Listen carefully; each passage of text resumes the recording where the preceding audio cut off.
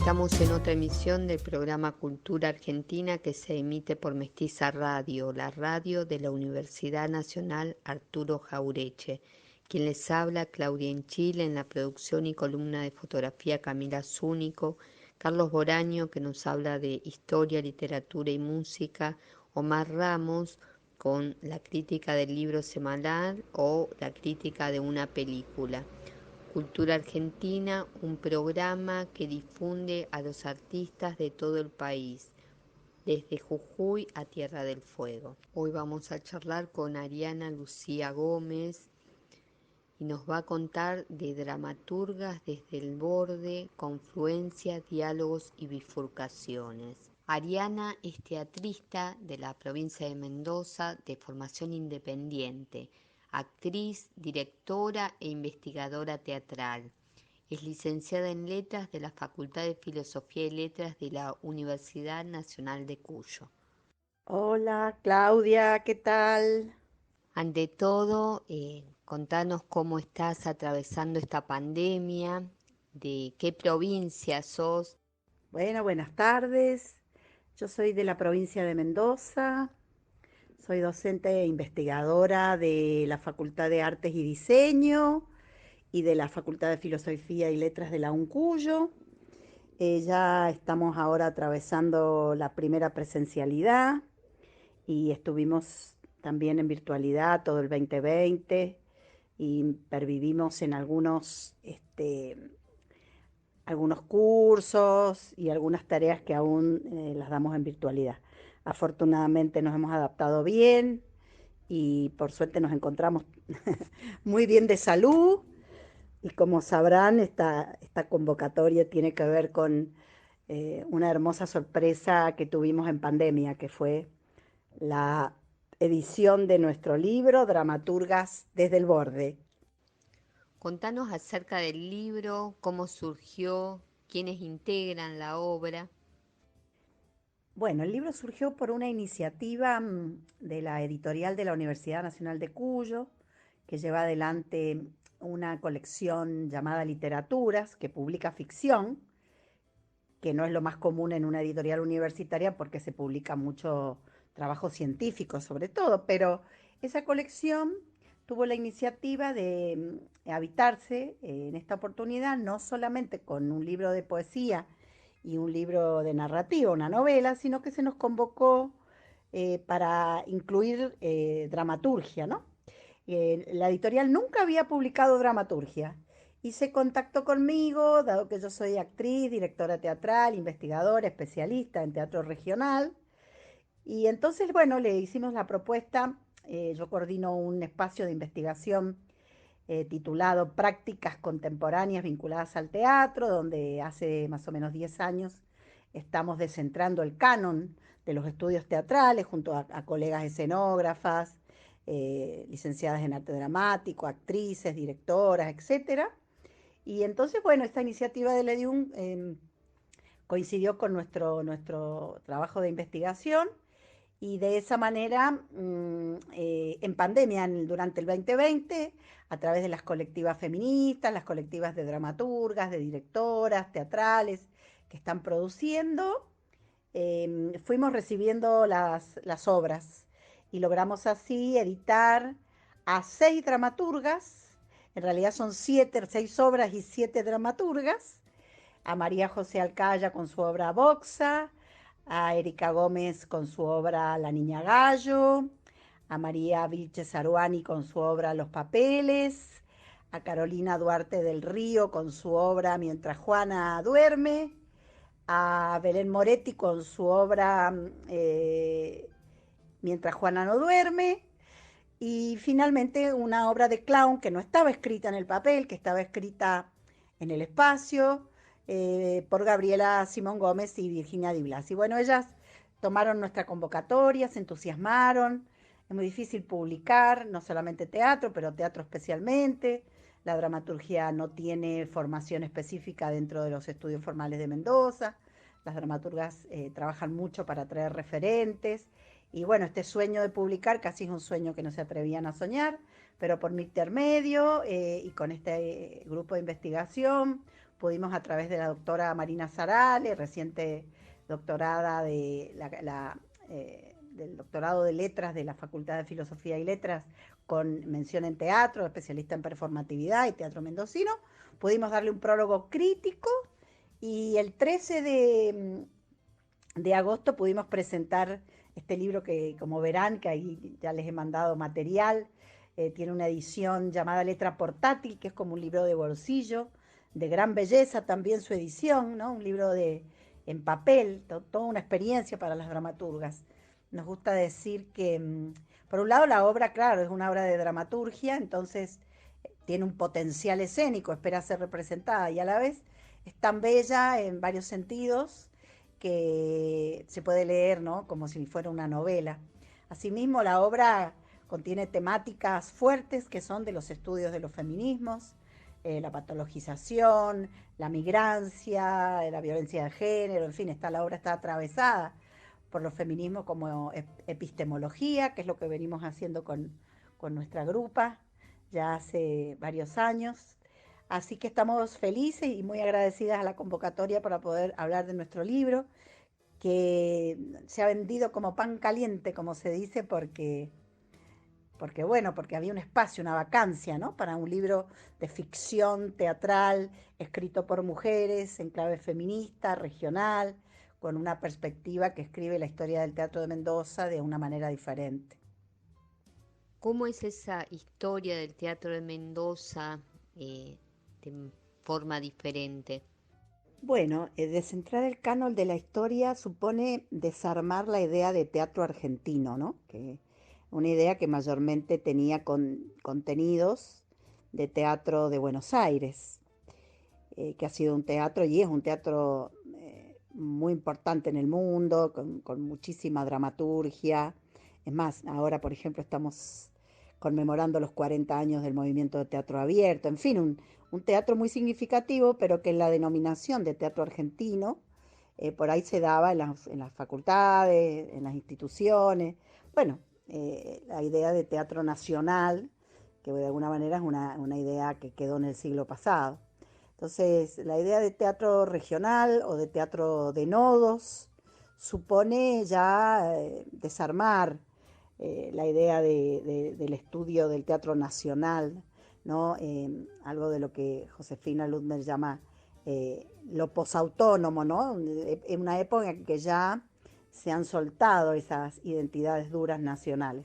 Nosotras como grupalidad de investigación empezamos a ver que estas categorías tradicionales de teatro argentino, teatro moderno, teatro universitario, no explicaban el teatro que nosotras veíamos, que es un teatro de borde, un teatro de cruce, un teatro de mujeres, ¿no? Entonces, bueno, la tarea fue primero contar las mujeres dramaturgas, actrices, directoras, escenógrafas que estaban detrás y que no estaban nombradas. Y por otro lado, bueno, desarmar esto de nacional para que a su vez se pueda escribir la historia del teatro porteño, que es un teatro riquísimo, y la historia del teatro de Mendoza, y la historia del teatro de la región. Próximamente voy a participar de la dramaturgia, de la diplomatura en dramaturgia, que entre el Instituto Nacional del Teatro, en convenio con la Haroldo Conti, se lleva adelante, ya con la idea de un teatro de la región, ¿no? Que se supone desguazado de esa idea nacional, que es colonial, ¿no? También nuestra propuesta es esta lectura de colonial, de cuestionar estas categorías simplificadoras muchas veces, descriptivas, y que a la vez eludían lo que ocurría. Lo máximo que se llegó en algún momento fue hablar de Buenos Aires y las provincias, una suerte podríamos decir, renominación del interior y la capital, un poco, bueno, ir dejando atrás, que ya se ha dejado en los estudios sociales, filosóficos, ya hay antecedentes en la literatura como lo son Zulma Palermo, Walter Miñolo, que ya han trabajado esta idea de colonial y en nuestro caso, bueno, regional y feminista. También se está estudiando el teatro por nodos, el nodo sur, el nodo noroeste, Con lo cual es todo el camino, esto significa un poco reescribir la historia del teatro desde estas nuevas perspectivas. Contanos acerca de los textos del libro, de cada una de las dramaturgas y en qué se basan los ejes, las características. Qué linda pregunta. Fíjate que las obras configuran lo que llamamos un canon de multiplicidad, porque en realidad las obras poco tienen en común.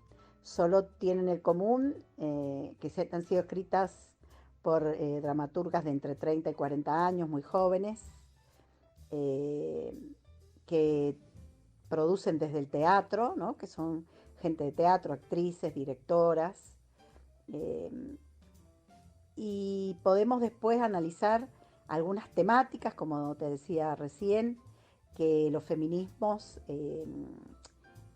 están tratando y trabajando desde el campo de lo social, ¿no? Pero las obras tienen justamente en común que no se parecen entre ellas.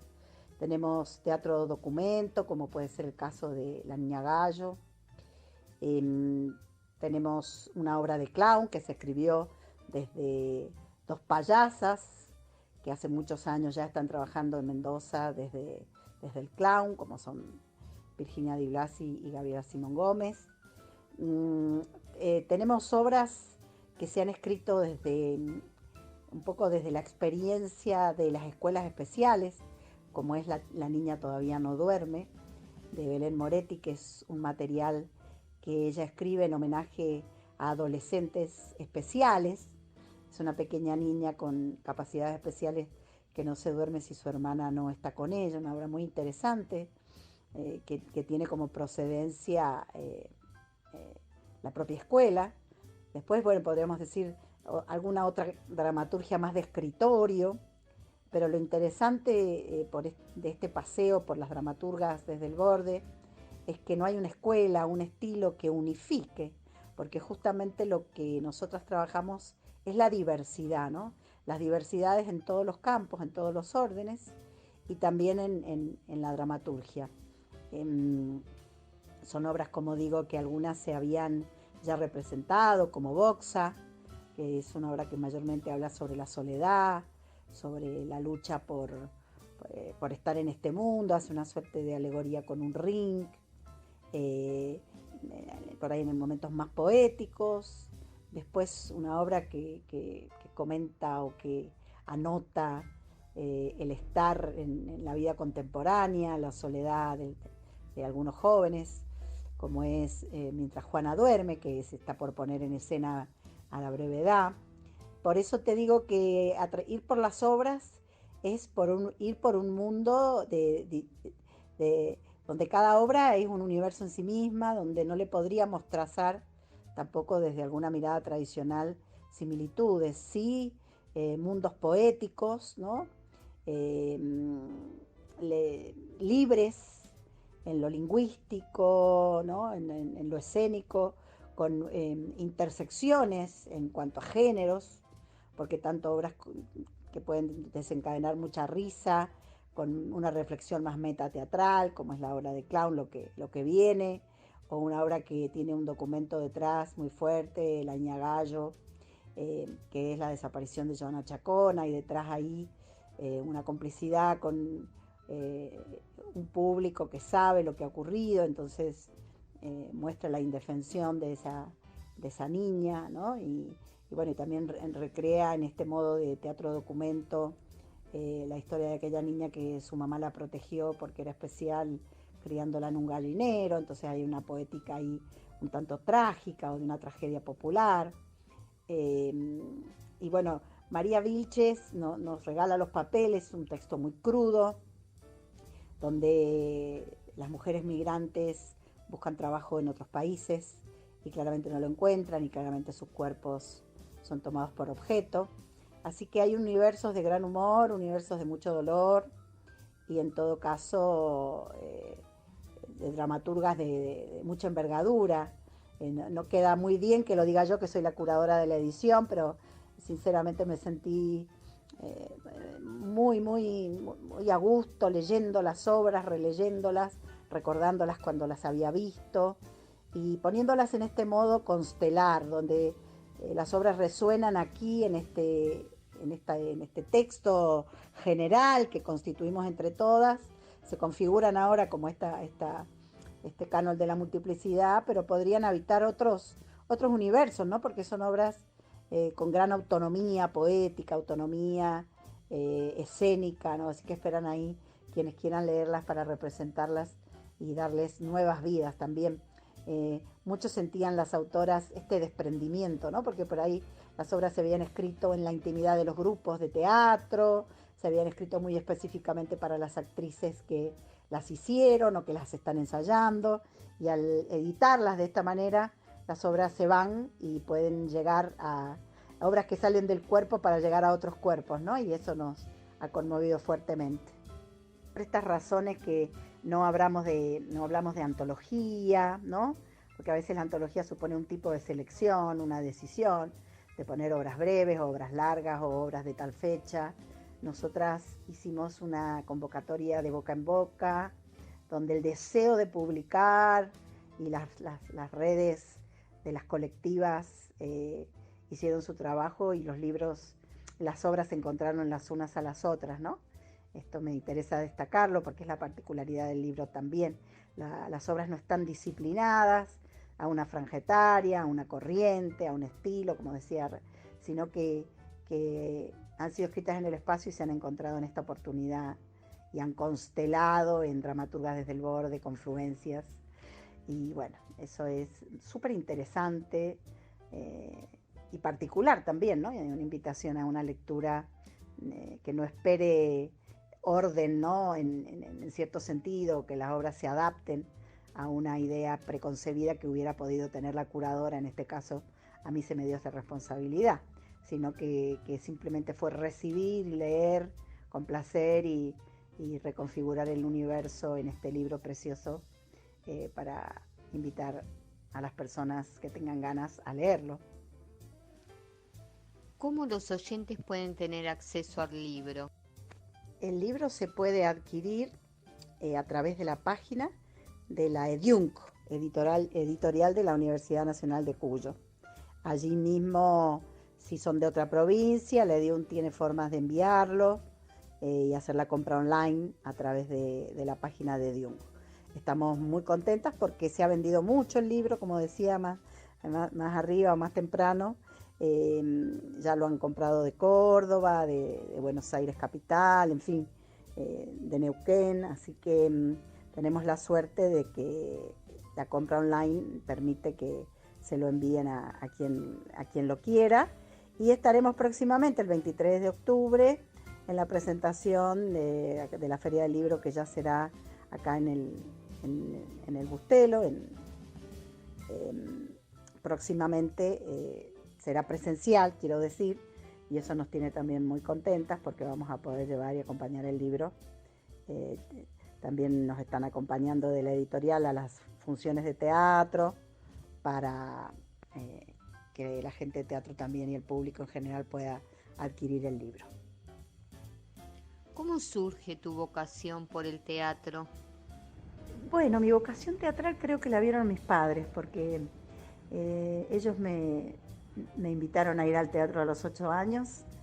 Mi mamá y mi papá eran gente que estaba muy vinculada a la cultura en Mendoza, que les interesaba la plástica, la literatura, el teatro, la música. Mi madre era música. Somos 5 hermanos y bueno, fuimos todos a estudiar algún instrumento, a estudiar algún idioma. Ellos estaban interesados en que nos desarrolláramos en esos ámbitos. Fuimos a talleres de arte y bueno, y también en algún momento se abrió la escuela, en la Escuela Superior de Teatro, en el Departamento de Extensión, abrió un espacio de club infantil de teatro, y bueno, mis padres se ve que vieron condiciones en mí y me llevaron allí, y allí me quedé, y de ahí nunca más me fui. Como que creo que fueron mis padres los que vieron esa vocación en mí, ese interés en mí, y por eso en lo que sería el epílogo del libro, donde yo agradezco a la universidad pública, a la editorial, a las autoras, a los referentes y las referentes sobre todo del teatro local, a mis padres, a mi mamá, a mi papá, que que vieron ese potencial y que me invitaron a estar en el teatro desde tan pequeña, y lo cual ha sido un lugar en el que he vivido toda mi vida, en el que me he sentido contenida, me he desarrollado. Esa potencia ficcional que tiene el teatro, esa performatividad de la vivencia que me ha acompañado hasta hoy con la aparición de nuestro libro Dramaturgas desde el Borde. Me he desempeñado en muchos roles dentro del teatro, he sido actriz, directora de grupos independientes, actriz del elenco universitario, he sido representante del Quehacer Teatral Nacional dentro del Instituto Nacional del Teatro, he trabajado en la dirección de carreras de la Escuela de Teatro de la Facultad de Artes, en fin. El teatro vino conmigo, parece, y desde muy pequeña lo habito, y eso ha sido mi lugar desde el cual nutrirme, desde el cual me ha dado mi identidad y mis posibilidades como artista, como investigadora, como ciudadana. Dentro de todos los roles que nombraste, ¿hay alguno en el que te sientas más identificada? La verdad que creo que el de docente. En los últimos 20 años me he dedicado a la enseñanza del teatro y la literatura, de la historia del teatro, y creo que es donde más feliz he sido. Sí, la verdad que ser docente me ha traído la gran plenitud, sí. ¿Y cómo definirías el teatro hoy en Mendoza? Mendoza tiene un teatro muy potente, un teatro que habita la universidad, el teatro callejero, el teatro independiente, el teatro de sala, el teatro de cámara, dado el gran trabajo que hizo el Instituto Nacional del Teatro en la recuperación de públicos. La verdad que el público nos acompaña muchísimo. Hay un teatro de mujeres potente como este que estamos publicando, así que creo que es un teatro destacado, que interesante, atractivo, conectado, con muchas variantes, porque hay teatro musical, teatro de género, ¿no? Teatro infantil, un teatro infantil también muy importante que tiene y ha tenido Mendoza. Creo que Mendoza, en ese sentido, si pudiéramos compararla, es una plaza teatral bien importante, así que un teatro pujante, un teatro creativo, un teatro con variantes, un teatro profesional también, ya muy significativo. Creo que hemos encontrado un punto de profesionalidad que nos enorgullece. Bueno, siempre en el debate, en el tapete, pero bueno, el teatro ha tenido ese coraje también de encontrar un espacio virtual cuando hubo pandemia. Ahora que las salas están abiertas, la gente nos está acompañando mucho. Tenemos salas independientes muy significativas, tenemos teatros oficiales también abiertos para la gente, y el teatro, creo que es un teatro que merece ser estudiado, por eso estamos estudiándolo con tanta atención quienes nos dedicamos a eso. Un teatro de mujeres y disidencias, un teatro que se está deconstruyendo mucho puertas adentro también, un teatro que está cuestionando fuertemente al patriarcado de los grupos, así que está muy vital, quiero decir, ¿no? Está muy con los tiempos y muy activo. Ariana, te agradecemos mucho esta charla con Cultura Argentina y te mandamos un abrazo grande. No, la agradecida soy yo realmente por una nota con tan buenas preguntas, con tanto interés por el Teatro de Mendoza. Y aquí estamos a disposición para charlar cuando gusten. Muchas gracias.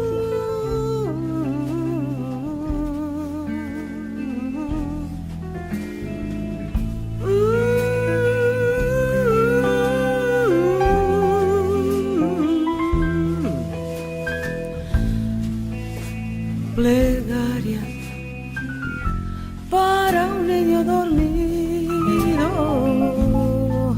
quizás tenga flores en su ombligo.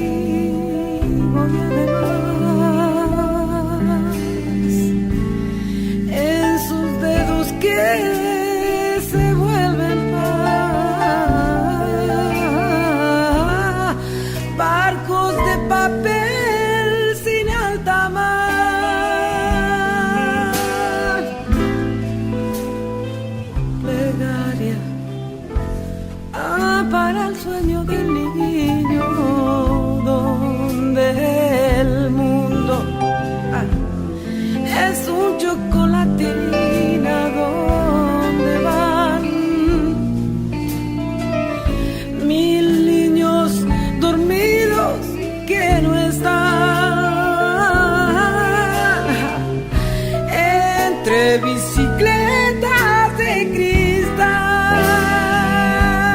Vamos, Luis. Se ríe el niño dormido. Oh, quizá se sienta gorrión esta vez, jugueteando inquieto en los jardines de un lugar que jamás despierto encontraré.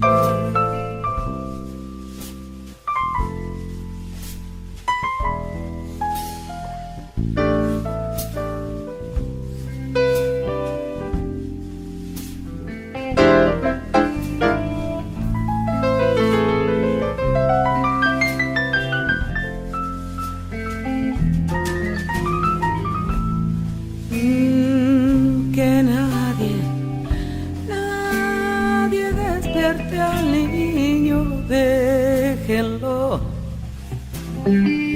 que siga soñando felicidad, destruyendo trapos de lustrar, alejándose de todo mal. Se ríe el niño dormido. Quizá se sienta gorrión esta vez, jugueteando inquieto en los jardines de un lugar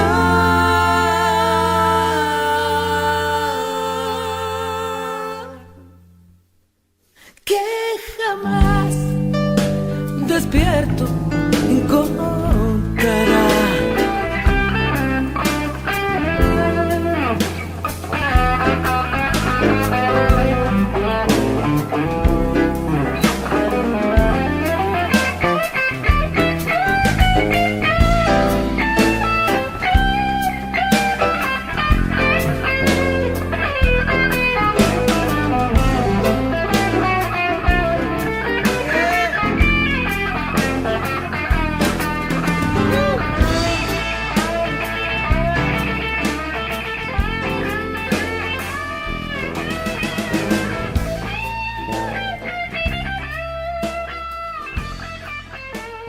Muy buenas noches y bienvenidos a este micro de unos minutos hablando de historia y literatura. Mi nombre es Carlos, mi apellido es Bolaño, soy historiador y les voy a contar un poquito una frase. Quiero empezar esta charlita corta de hoy con una frase donde dice: ustedes saben que un antiguo saber común supone, con cierta simpleza siempre, que la literatura es el lugar de la imaginación y la historia es el lugar de la verdad. Aunque la historia también está fundada muchas veces sobre la duda. ¿Por qué? Porque no hay verdades absolutas, así de simple. Y porque también los documentos pueden ser adulterados. Quizá no haya certeza, entonces, pero saben, en la historia hay un orden, lógica, ética, hay principios. Es un poco como lo que dije la otra semana, la pasada, creo que fue el mes pasado, sobre las cosas que son la tradición, ¿no? Los dichos que según los historiadores son los que lo han creado. Pero bueno, después se va deformando con el tiempo, como que Eva Perón nunca dijo volver a ser millones. No está en ningún documento escrito y tampoco está en ningún archivo fílmico. Pero ya quedó en el folclore de la gente. Y hasta el día de hoy Eva dijo volver a ser millones. Toda escritura es un pacto con el lector. Quien toma un libro de historia se dispone a ver la verdad. Le sorprendería al lector que esa información fuera otra cosa. Aunque tenemos que entender que el arte en sí es un juego, siempre es un juego. Jorge Luis Borges decía, refiriéndose a la literatura, hay que jugar con la seriedad del niño que juega. Qué frase, ¿eh? Hay que jugar con la seriedad del niño que juega.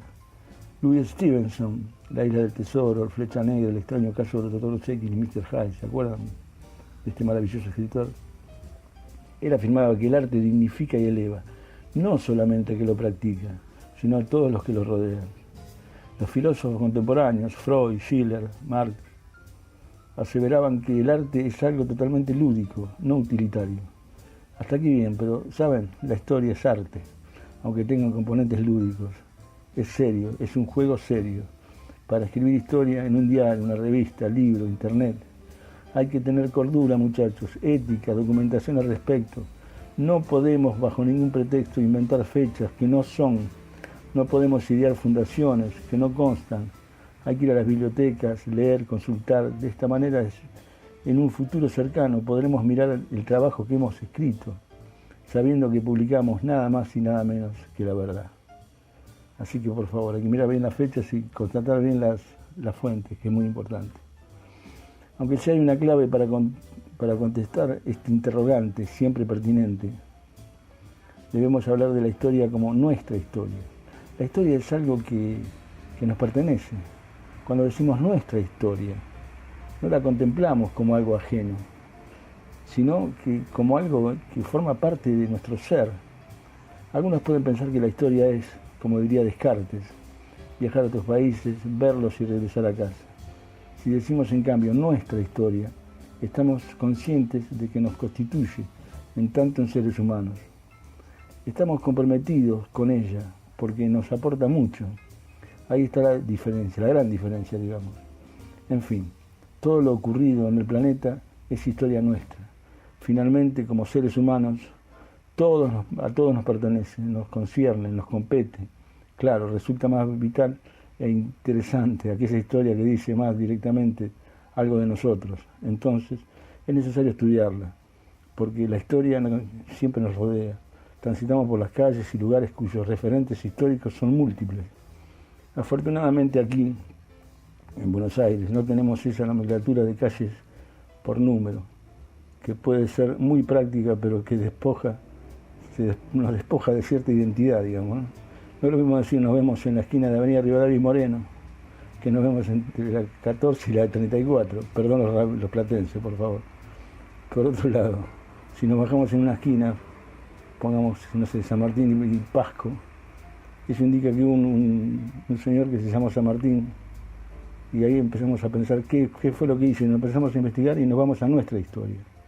Así que bueno, la historia, recordemos siempre que es algo vital, y su conocimiento, aunque sea mínimo, nos llena de sentido, por sobre todas las cosas. Bueno, hablando un poquito de historia, esto ya fue historia, ya hicimos un poquito de historia en estos minutitos.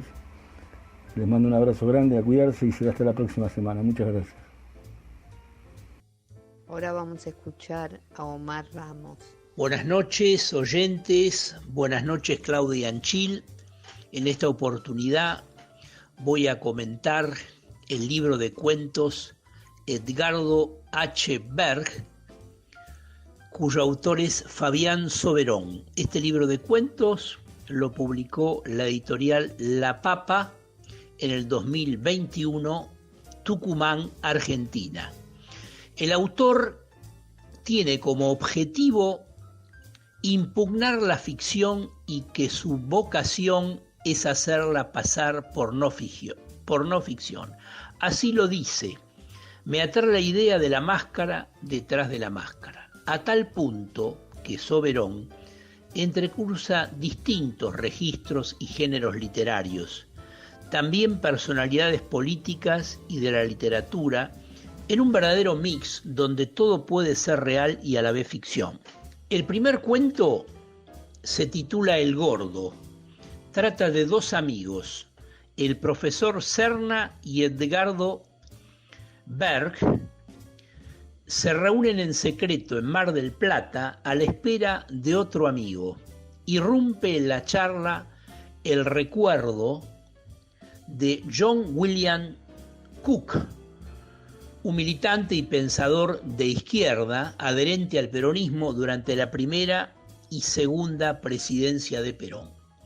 Pero en este relato, Cook actúa no como un militante, sino como un compulsivo del juego, más precisamente del casino, bebedor de whisky, de cocaína y también de mujeres, léase prostitutas. Solo se le atribuye una frase real a Cook, referida al peronismo. El peronismo dice, es un gigante invertebrado y miope, porque Cook creía como Evita que el peronismo será revolucionario o no será nada. En Berg por Bergs, otro de los cuentos, se menciona al general Juan Manuel de Rosas y el narrador recuerda el diccionario que confeccionó el general para comunicarse con los nativos. Hace un elogio de las capacidades lingüísticas de Rosas y denuestra a Mitre, pero no por lo más obvio. Decíamos que en Berg por Berg, otro de los cuentos, se denuestra a Mitre, pero no por lo más obvio, sino que se refiere a la faceta de escritor frustrado. Luego aparece en la conversación Ricardo Piglia, quien tenía una manía con la vanguardia y que es raro que nunca lo escuchara hablar del dodecafonismo en las conversaciones privadas. Esto lo dice Fabián Soberón. Este relato, Berg por Berg, no tiene un cierre clásico, por el contrario, queda abierto tal vez a la espera que los lectores agreguen otro personaje o inventen una nueva circunstancia. En otro cuento, denominado El Observatorio, la trama adquiere una dimensión policial donde comienza con un suspenso devenido en un peligro, al decir del cuentista estadounidense Raymond Carver. El eje central que debe existir en todo relato es la posibilidad de peligro que capta la atención del lector. Berg cuenta que en los últimos días ha sido insultado por un fotógrafo de un medio periodístico. Lo acusa de algo que él no hizo. De ahí más aparecen en la historia personajes reales y siniestros como los genocidas nazis Priedeck, Eichmann y el dictador Bussi, en un final muy logrado. En Biografía en suspenso, por Arturo Serna, otro de los cuentos, el narrador relata que con Edgardo Berg se puede hablar de lo que ocurre en varios países. Acá cita en Ucrania, en Finlandia o en Irak. También comparte con él su pasión por el cine extranjero y la música académica y da una tajante definición. Para mí, los cuentos de Soberón son crónicas desfasadas, narraciones de sucesos reales. Es posible que así lo sean. O tal vez ocurra todo lo contrario. Es ahí donde reside el logro de este texto, por otra parte escrito con un estilo ágil y despojado, donde la intriga es el eje y la acción su móvil. Bueno, nos encontramos el próximo jueves. Cuando no recordamos lo que nos pasa, nos puede suceder la misma cosa. Son esas mismas cosas que nos marginan, nos matan la memoria, nos queman las ideas, nos quitan las palabras. Si la historia la escriben los que ganan, eso quiere decir que hay otra historia, la verdadera historia. Quien quiera oír, que oiga. Nos queman las palabras, nos silencian y la voz de la gente se oirá siempre. Inútil es matar, la muerte prueba que la vida existe. Cuando no recordamos lo que nos pasa, nos puede suceder la misma cosa. Son esas mismas cosas que nos marginan, nos matan la memoria, nos queman las ideas, nos quitan las palabras. Si la historia la escriben los que ganan, eso quiere decir que hay otra historia, la verdadera historia. Quien quiera oír, que oiga. Nos queman las palabras, nos silencian y la voz de la gente se oirá siempre. Inútil es matar,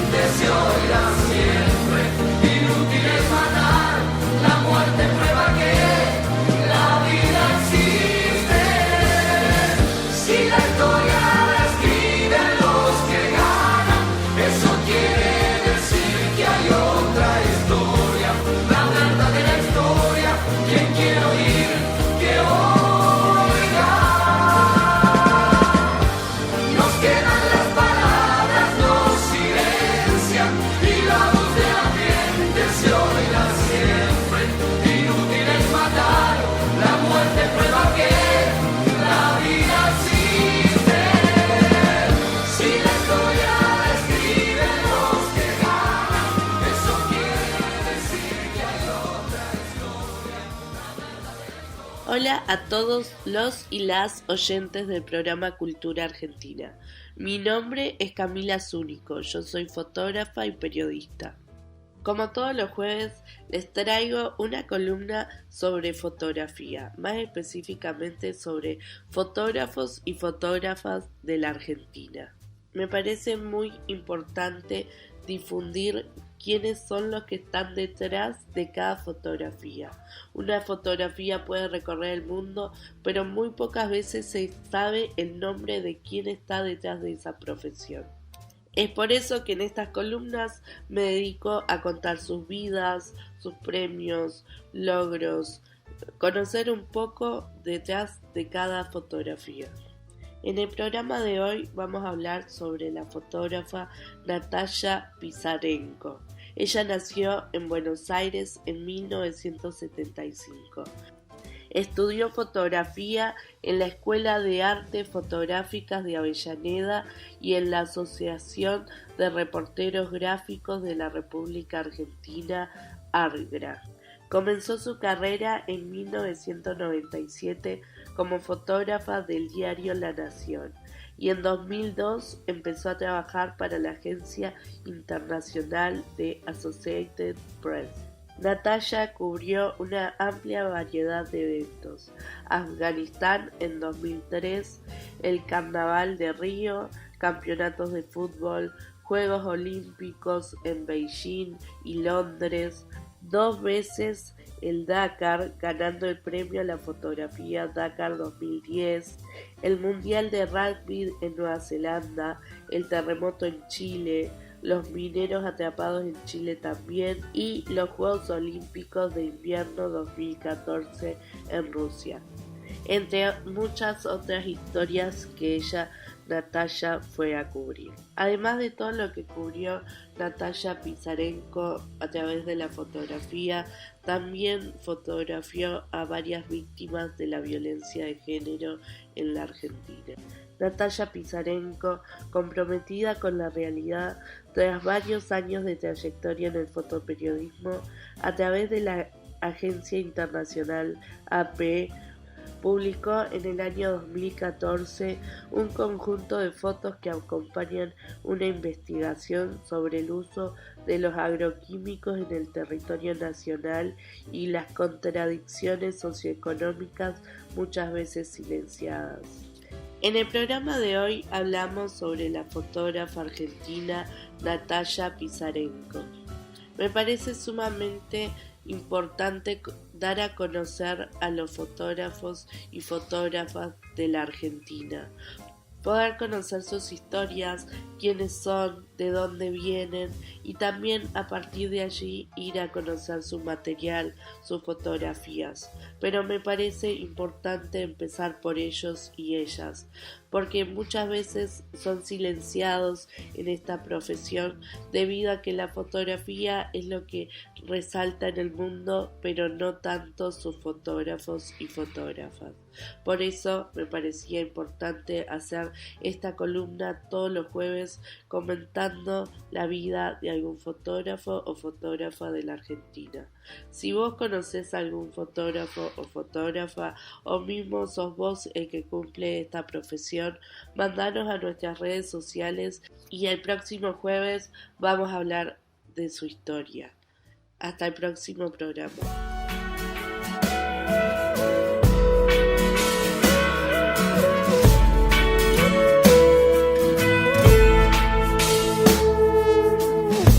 La soledad se hace carne en mí y la noche parece un desierto, pero llegas tú con tu inmensa luz y te declaras dueña de mis sueños. El tiempo viste un color azul parecido a un suspiro del cielo, de eso no saber que te voy a ver y a regalarte todos mis momentos. Vas a verme llegar Vas a oír mi canción, vas a entrar sin pedirme la llave. La distancia y el tiempo no saben la falta que le haces a mi corazón.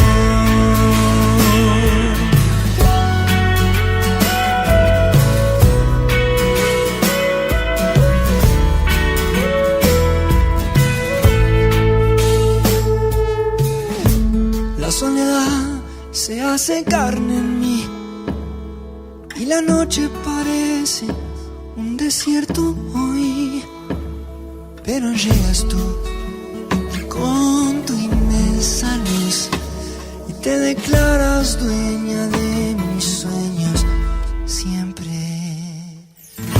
El tiempo viste un color azul parecido a un suspiro del cielo, de solo saber que te voy a ver y a regalarte todos mis momentos. Vas a verme llegar, vas a oír mi canción, vas a entrar sin pedirme la llave. La distancia y el tiempo no saben la falta que le haces a mi corazón, porque puedo callar mis palabras y escucharte en el viento hablar, porque puedo soñar para verte y tenerte aún sin soñar.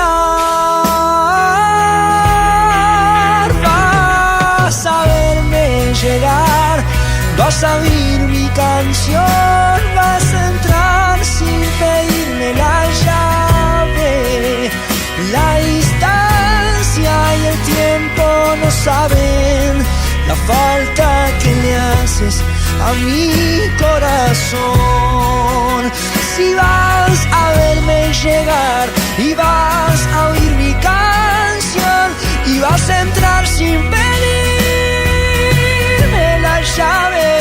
La distancia y el tiempo no saben la falta que le haces a mi corazón.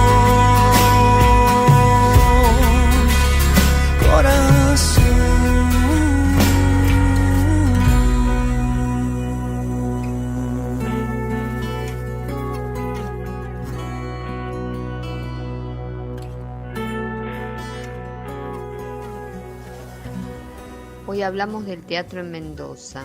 Ahora voy a leer un poema de Teni Alós. Él nació en Mendoza en 1959 y falleció en el 2013.